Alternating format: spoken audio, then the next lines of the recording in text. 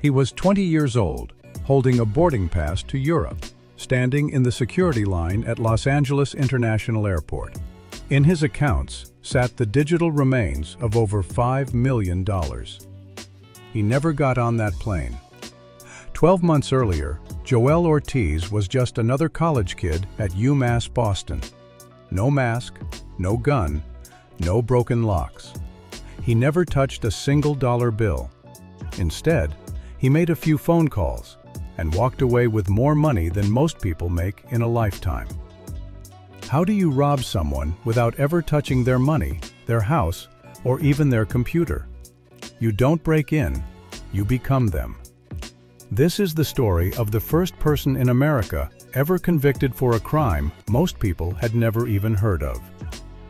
Boston, Massachusetts.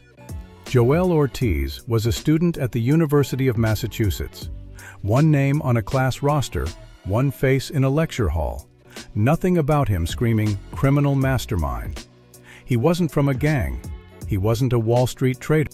He was exactly the kind of person nobody would suspect of anything. But somewhere between classes and campus life, Ortiz had found something far more interesting than his textbooks: a community. Online, hidden in forums and private chats, a subculture of young hackers was trading tips on a technique most banks, most phone carriers, and most victims didn't even know existed. It was called SIM swapping, and it turned an ordinary phone number into a master key for someone's entire financial life. To the people around him, Ortiz looked unremarkable. A student, a kid with a phone in his pocket like everyone else. But that phone, or rather the ones he was hijacking, was about to make him one of the most prolific young cyber criminals the U.S. justice system had ever prosecuted.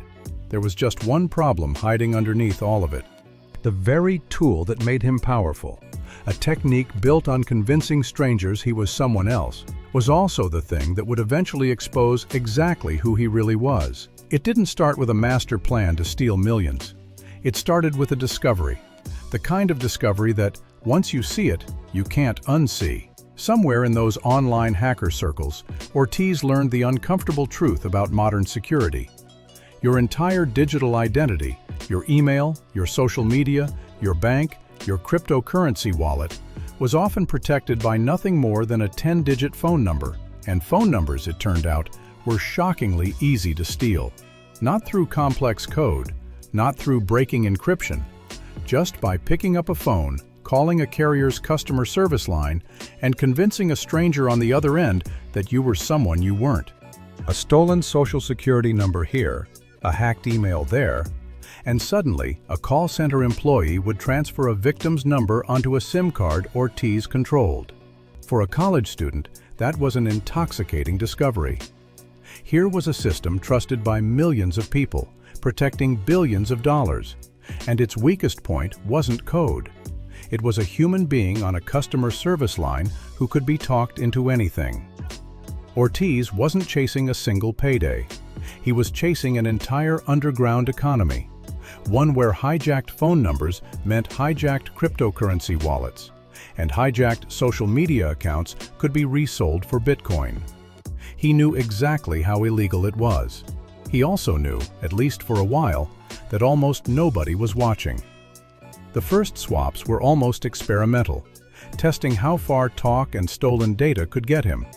But it worked. And once it worked, Ortiz didn't stop. He wasn't hunting random people. He was hunting a very specific type of victim: cryptocurrency investors. People whose entire net worth sat behind a phone number and a password reset link. In May 2018, Ortiz found the perfect hunting ground: Consensus, one of the biggest cryptocurrency industry conferences in the world, packed with exactly the kind of wealthy crypto holders he was looking for. While attendees networked and talked blockchain, Ortiz was working the phones. One by one, he swapped numbers, broke into accounts, and drained wallets. In a single attack, he stole $1.5 million from one crypto entrepreneur. The victim later described the moment he realized something was wrong. His phone simply died. No signal, no explanation. He'd heard the exact same story from a friend just one day earlier, who'd texted him in a panic. "My fucking SIM got hacked." That should have been the warning. It wasn't enough. Another victim, a blockchain investor named Ross, lost over $1 million the same way. Control of his phone, then his email, then his crypto exchange accounts, one after another, like dominoes. He'd never even heard the term SIM swapping before it happened to him. And Ortiz wasn't just stealing money, he was stealing identities wholesale, hijacking social media accounts to resell for Bitcoin on the side, running a secondary hustle inside his main one.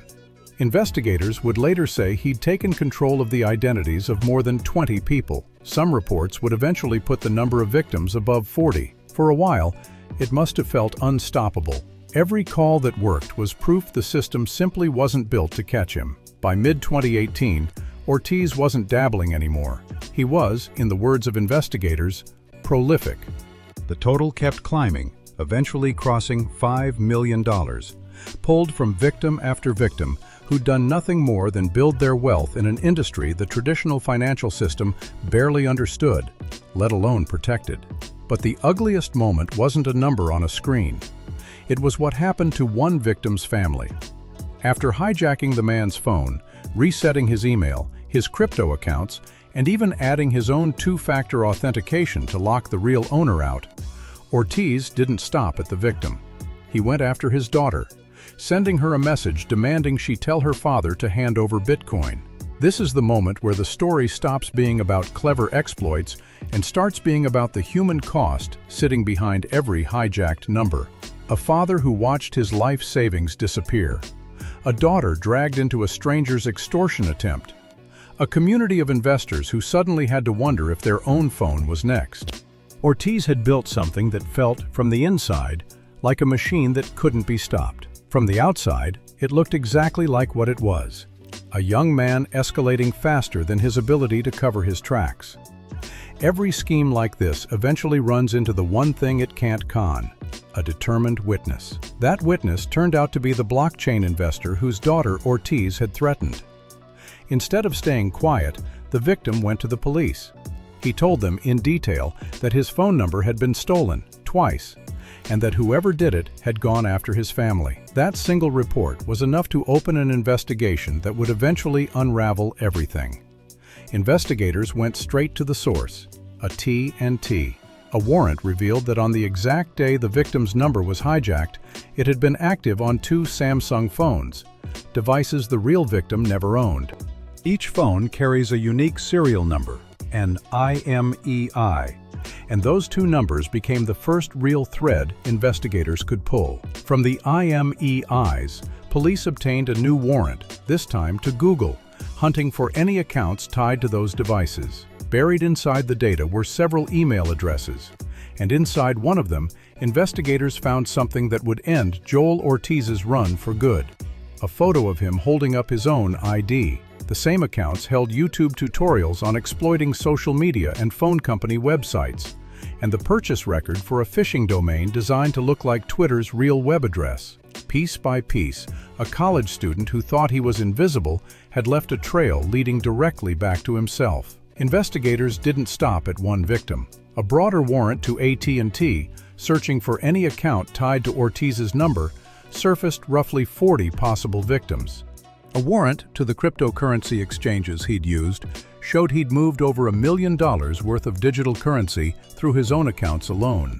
By July 2018, law enforcement had enough to move, and Ortiz, whether sensing the walls closing in or simply following a plan made long before, was already at Los Angeles International Airport, boarding pass in hand, heading for Europe.